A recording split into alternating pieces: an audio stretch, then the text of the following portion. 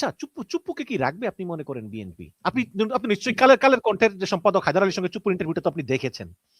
মানে অবশ্যই আপনার কাছে দেখেছি। কি মনে হয় যে রাখবে কিনা? না, এখন এখানে তো আপনি ভূ রাজনীতির খেলায় যদি দেখেন, এখানে ৩টা ধরনের বিষয়, এখানে শক্তি, পরাশক্তিগুলো কাজ করেছে ৩টা। যেমন তো তাদের ভিতরে আপনি যদি দেখবেন, আমি নাম নিব না, এখানে ধরেন রাষ্ট্রপতি চুপ্পুকে রাখা মানে আওয়ামী লীগের প্রতিনিধিত্ব রাখা।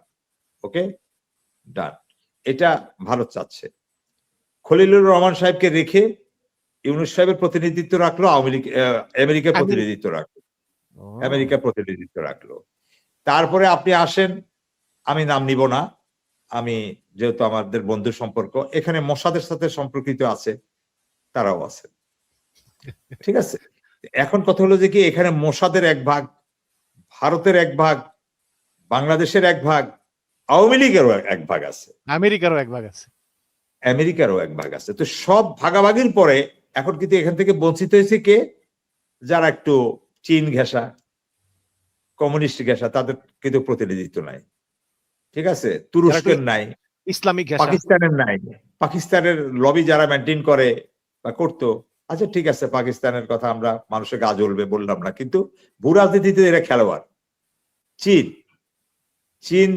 চীনের বরং অর্থমন্ত্রী যে আমির খসরু মাহমুদ সাহেব, ওনার মানে চীনের সাথে সম্পর্ক, শহীদ প্রেসিডেন্ট জিয়াউর রহমান চীনের সাথে সম্পর্ক করার ক্ষেত্রে উনি যে অবদান তৈরি করে গেছেন, সেই জিনিসটা নষ্ট করে দিয়েছেন আমির খসরু মাহমুদ সাহেব একটা তাইওয়ানের অফিস খোলাকে কেন্দ্র করে, তাই না?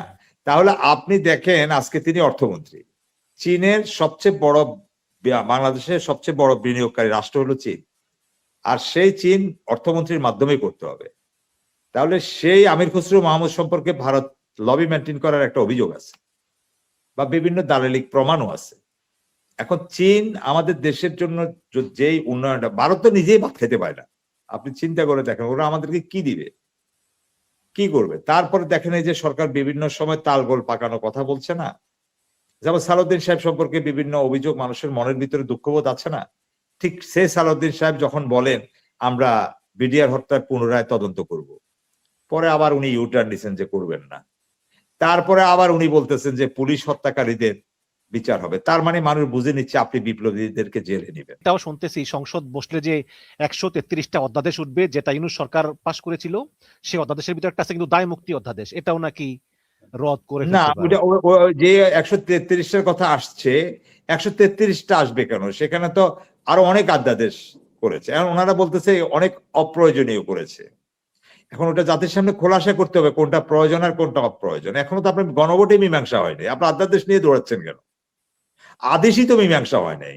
আদেশ আপনি ধরেন রাষ্ট্রপতিকে মানবেন, কিন্তু এখন আপনি রাষ্ট্রপতির যে সাংবিধানিক সংস্কার পরিষদের যে আদেশের বলে নির্বাচন হলো, হ্যাঁ ভোটে নির্বাচন হলো, আপনি সেটা এখনো মীমাংসা করেন নাই। তাহলে আপনার কাছে আমার কাছে কি কোনো কমফোর্ট জোনে যাওয়ার সুযোগ আছে? যে সরকার শেপ নিয়েছে বা এই সরকার অনেক শক্তিশালী প্রয়োগ করতে পারে, আসন অনেক পেয়েছে, সরকার গঠন করেছে, কিন্তু আমার কথাটা হলো এইটা যে কোন দিকে শেপ নেবে। কারণ অনেকগুলো, একটা পার্লামেন্টে যখন আপনার শপথ অনুষ্ঠান হয়, একটা বিয়ের অনুষ্ঠানে আপনি 2 ধরনের বিয়ে পড়ালেন, এটা হবে? আচ্ছা আচ্ছা, কাজী সাহেব, কাজী একজন, পাত্রী একজন, পাত্র একজন, বিয়ে পড়ানোর ধরন 2 রকম, বলেন। তাহলে আপনি আজকে যদি পারতেন, যদি মানে এনসিপি কে বা জামাত জোটকে যদি আপনি সংবিধান সংস্কার পরিষদের সদস্য হিসেবে শপথ নেওয়া থেকে বিরত রাখতে পারতেন, তাহলে একটা কথা ছিল। তারা বলেছে আমরা শপথ নিলে 2টাই নিব। কেন তারা বলেছে এটা? কারণ তার মধ্যরাতে তাদেরকে দাওয়াত পাঠানো হয়েছে, সে দাওয়াত কার্ড আমার কাছেও আছে, সে দাওয়াত কার্ডে পাঠানো হয়েছে আগামীকাল 2টি শপথ অনুষ্ঠান অনুষ্ঠিত হবে, সকল পার্লামেন্ট মেম্বারের কাছে এটাই গেছে। যার কারণে তারা সেদিন বলেছে যে আমরা শপথ নিলে 2টা নিব, না হলে একটাও নিব না। আচ্ছা, এখন এই শপথ যদি অবৈধ হয়, তাহলে এই শপথটা পড়ানোটা যদি অবৈধ হয়, তাহলে এটার জন্য তো আপনার সিইসি দায়ী। খেয়াল করেন, যদি অবৈধ হয় তা আপনি পড়ালেন কেন?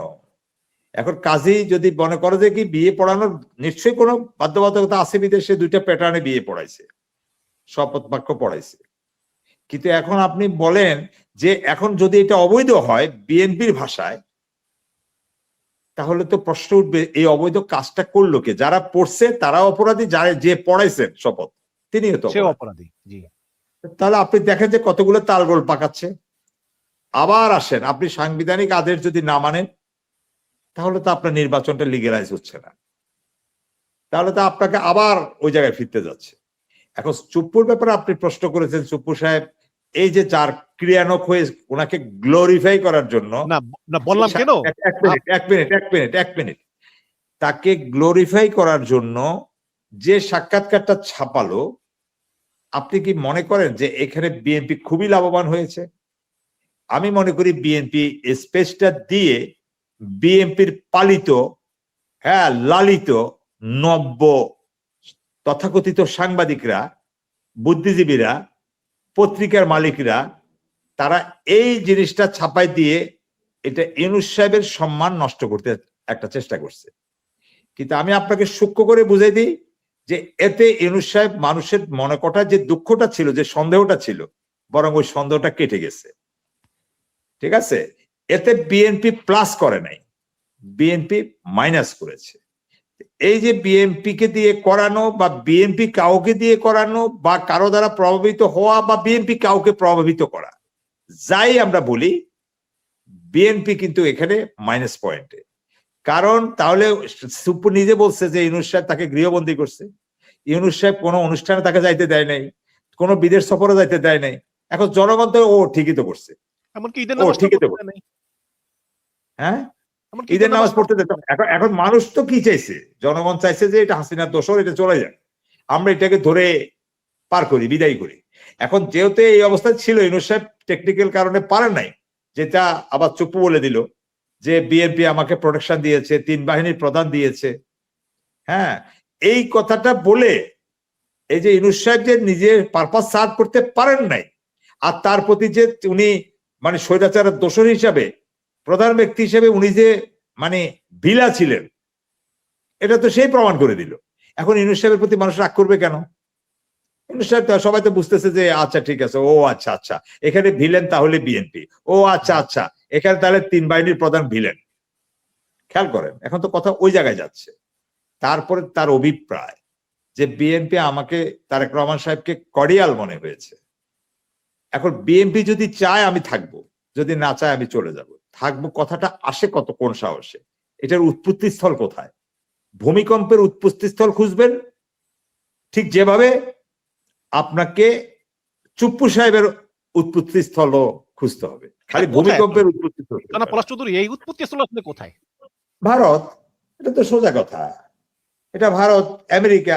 এখন কতটা যে একটা জিনিসের পরিবর্তনটা হলো, পরিবর্তনটা কি হলো? অর্থাৎ আমেরিকা আগে থাকতো পেছনে, এবার আমেরিকা ছিল ফ্রন্টে। জাস্ট পার্থক্যটা এটা, আগে ভারতকে বলতো যে তুমি করো, গো হেড, আমি তোমার কাছে আছি। আর এবার ভারতে দিল আমেরিকাকে যে তুমি করো, আমি তোমার সাথে আছি। কিন্তু দুইজনের সমীকরণ এখনো এক। কেন? ওই যে ভূ রাজনীতি। কেন? চায়না ঠেকাও, চীন ঠেকাও। এই ঠেকাঠেকিতে গিয়েই তো আপনাকে প্রতিটা জায়গায় ভাগ বটরা করে দিতে হয়েছে। এখন ভাগ বটরা করে দিতে গিয়ে তো আপনি ধরা পড়ে গেলেন। এত জনপ্রিয় সরকার, 213 আসন নিয়ে নির্বাচিত সরকার অনেক প্রশ্নে পড়লো যে সরকারে কেন এত দেউলিয়া হলো, যে বিএনপির ভিতরে একজন স্মার্ট লোক নাই, যিনি গভর্নর হইতে পারে, যার গভর্নর হওয়ার যোগ্যতা আছে, তাকে একজন ঋণ খেলাপিকে ডেকে এনে, ব্যবসায়ীকে ডেকে এনে এক গভর্নর বানাতে হবে কেন? মানুষ ভাবছে, মানুষ ভাবছে এত লোক থাকতে ইউনূস সাহেবের মানে যিনি মিডিয়েটর হিসেবে দুতিয়ালি করেছেন মানে বিএনপির সাথে, ভারতের সাথে, ইউনূস সরকারের সাথে, তাকেই খলিলুর রহমানকে পররাষ্ট্রমন্ত্রী করতে হবে কেন? অন্য কেউ ছিল না কেন? এতগুলো কেনর জন্ম তো এত শক্তিশালী ভাবে নির্বাচিত হয়ে আসা বিএনপি, আপনি দেখেন তারা শক্তিহীন। আমি আজকে অনেকগুলো কমেন্টস পড়ছিলাম যে বিএনপির বিভিন্ন পোস্টে, বিএনপির একদম মানে ভেটারান বিএনপির সমর্থক এবং কর্মী নেতা, তারা বলতেছে বিএনপি ক্ষমতায় আছে এটা তো বুঝাই যায় না, তাদের বক্তব্য। তো আমি মানে তারা মানে তাদের উপলব্ধিটা এরকম, তারাও বুঝতে পারতেছে না। আপনার নিম্ন পর্যায়ের কিছু লোক তো হুজুগে নাচতেছে যে ঠিক আছে আমরা যতটুকু থাকি যেভাবে থাকি ক্ষমতায় আসছি লুটবো কাটবো খাবো যা পারে নিতেছে দিচ্ছে, তাদের মাথার ভিতরে ওই ধান্দা। কিন্তু যারা প্রকৃত রাজনীতিটা করে আপনি খেয়াল করেন, ঠিক প্রকৃত রাজনীতি যারা করে তারা কিন্তু বুঝতেছে, বলতেছে যে বিএনপি ক্ষমতায় আছে আমরা তো অনুমান করতে পারছি। একটা সমীকরণ মিলাই, তাহলে কি পলাশ চৌধুরী আপনি যেটা বললেন একটু আগে যে গাড়িতে ফ্ল্যাগ লাগানো হচ্ছে না, তারেক রহমান গাড়িতে ফ্ল্যাগ লাগাচ্ছেন না, আবার এখন বলতেছেন আপনি যে অনেক তৃণমূল অনেক বিভিন্ন নেতারা বলতেছে যে আমরা যে ক্ষমতায় আছি এটা মনেই তো হচ্ছে না। তার মানে কি এটা যে তারেক রহমান নিজেও আসলে বিভিন্ন দেশের খবরদারিতে বিরক্ত হয়েই তিনি ফ্ল্যাগ লাগাচ্ছেন না? না, ওনার তো বিরক্তি এবং ওনার বড় ধরনের অভিমান আছে। উনি তো নিতান্তই খুবই জেন্টেল এবং খুবই ঠান্ডা মস্তিষ্কের। উনি খুবই ম্যাচিউরড একটা ভালো পরিবার থেকে ওনার গড়ে ওঠা বেড়ে ওঠা। আপনি এটা শুনলে তো অস্বীকার করার তো কোনো সুযোগ নাই যে উনি একটা একটা মানে ওনাকে একটা মানে কি বলবো একটা যেটা উনি বলেছেন, এটা আমি ওনার কথাটাই কোট করতে, উনি বলছে যে দেশে ফেরাটা আমার একক নিয়ন্ত্রণাধীন নয়। নয়। এখন আমরা তো অনেক কথা এখন এখানে আছে যে উনি ওনার মাকে দেখতে আসা, শেষ ইচ্ছা উনার পূরণ করা, এই ইচ্ছাগুলো পূরণ করতে গিয়ে মনোবাসনাগুলো পূরণ করতে গিয়ে উনি হয়তো চাননি মনে প্রাণে, উনি চাননি, তারপরে ওনাকে কিছু জিনিস মেনে নিতে হয়েছে। এক হলো ওনার দলের ভেতরে আরেকটা দল আছে, তারা ওনাকে দিয়ে এটা করাইছেন, আর ইন্ডিয়া ওনাকে দিয়ে এটা করাইছেন। কিন্তু আমি মনে প্রাণে বিশ্বাস করি ওনার ধমনীতে যে শিরাতে যে মানে রক্ত বহমান, বা ওনাকে আমি যতটুকু দেখেছি বুঝেছি, আমার কাছে মনে হয় না যে উনি মানে এগুলো খুব স্বাচ্ছন্দ্য বোধ করছেন, মানে উনি কমফোর্ট জোনে আছেন। ওনাকে অনেক কিছুই মানে বিশেষ করে যখন ওনার মা মৃত্যুর শয্যায় দেশনেত্রী বেগম খালেদা জিয়া, ঠিক সেই মুহূর্তে নানা সমীকরণে ওনাকে চাপ দেওয়া হয়েছে।